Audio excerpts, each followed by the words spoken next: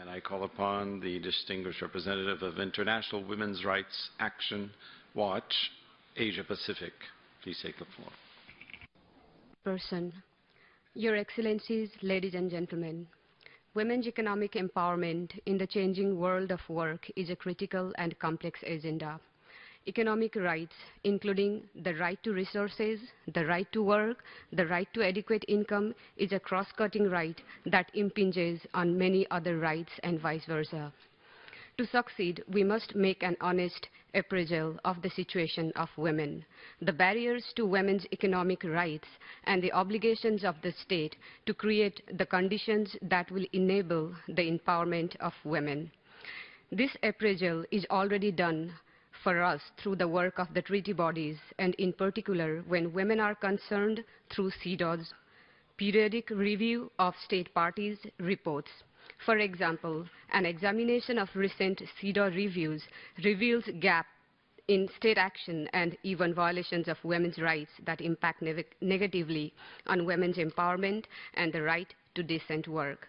This is true of both developed and developing countries.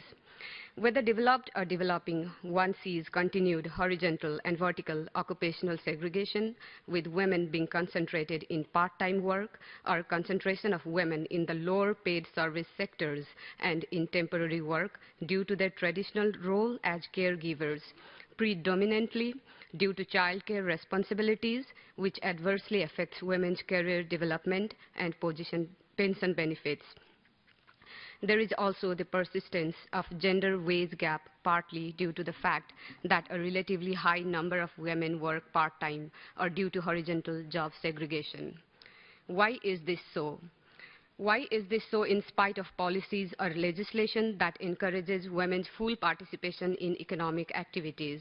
The root cause is the persistence of deep-rooted discriminatory practices concerning the roles and responsibilities of women and men in the family and in the society, which overemphasize the traditional role of women as mothers and wives, thereby undermining women's social status, autonomy, educational opportunities, and professional careers. Rights are interrelated, and holistic approaches are needed, and the creation of a conducive social environment is essential. Another phenomenon seen mostly in developed countries is the negative impact of the conduct of the transnational corporations, in particular textile and large-scale agricultural corporations registered or domiciled in one state and operating abroad. The inadequate legal framework to hold these corporations registered in the state accountable for violations of women's human rights, and the absence of an effective independent mechanism with powers to investigate violations by such corporations deny justice to workers in the country where the transnational corporations operates. We urge that the human rights regime established standards and norms and monitoring be at the heart of all efforts to enhance women's economic rights and the implementation of the Sustainable Development Goals. Synergy must be created between the treaty body processes and the SDGs. Finally, in pushing the gender equality agenda, there has to be substantive space for civil society organizations, including women's rights organizations, as key actors. Thank you.